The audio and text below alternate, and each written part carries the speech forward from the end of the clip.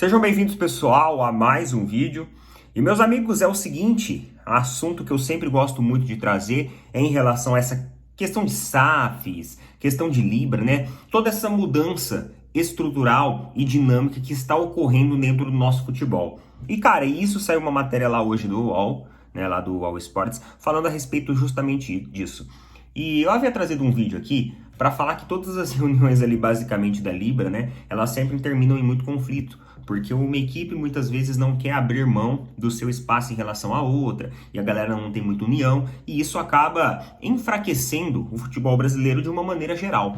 Hoje de tarde a gente teve um acontecimento muito interessante e que eu acho que começa a abrir um caminho e abre espaços para que o futebol brasileiro ele seja mais, digamos assim, mais justo, mais igual, e para que principalmente essas ideias de ligas elas acabam se fortalecendo, porque querendo ou não, a formação e constituição de ligas elas vão trazer uma pegada e uma veia muito comercial para o nosso futebol. Ah, Neto, mas por um lado isso é ruim, porque perde-se, né, aquela questão da paixão. Mas, galera, o futebol já é um comércio, entendeu? O futebol, ó, já é um comércio faz muito tempo. Nós, torcedores, que acabamos muitas vezes colocando a emoção e fazendo dele, né, não enxergando talvez os bastidores da coisa. Só que se a gente começar a parar e fazer uma análise bem fria mesmo, em como funcionam as coisas, essa dinâmica da entrada ali de casas de apostas e tudo mais, das movimentações ali da FIFA, da CBF, cara, se constitui de muita política, muito dinheiro e muito poder. A verdade é essa. Então não tem como a gente fugir disso.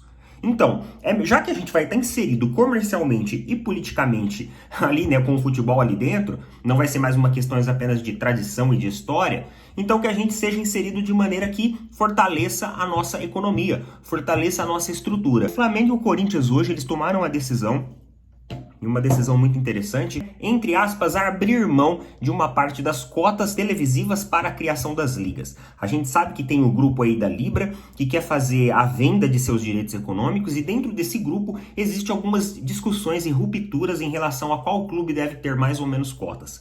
O Flamengo e o Corinthians, eles acabam sempre tendo uma porcentagem maior de cotas, porque são clubes que acabam movimentando índices de audiência a mais. Então eles sempre têm essa vantagem. Porém, eles estão abrindo mão de uma parte disso para fazer com que ocorra uma redistribuição, e essa redistribuição fique igual hoje à da La Liga. A La Liga lá da Europa, ela tem a mesma configuração. E esse índice de proporcionalidade das cotas televisivas aqui no Brasil pode se tornar o mesmo agora. Para você ter uma ideia, do clube que mais, né, por exemplo, do Corinthians e do Flamengo para o clube que menos tinha cota, existia uma diferença de 4 vezes. Era uma proporção de 4 para 1.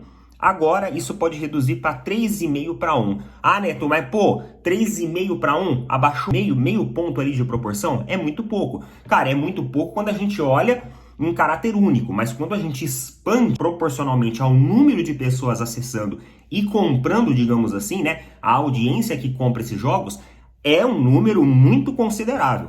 Um número muito considerável. Então esse pode ser o primeiro passo para que as coisas elas mudem e que elas começam a fluir melhor dentro do futebol. Essa decisão aconteceu hoje. Outros clubes que fazem parte da Libra também, como até o Palmeiras, por exemplo, já estão também vendo como que fica melhor essa distribuição para que eles consigam bater o martelo, criar a Libra e fazer a venda desses direitos econômicos e de cotas televisivas para grupos econômicos estrangeiros, que vai fortalecer a visão comercial do nosso futebol. Mas como eu disse, não tem como fugir.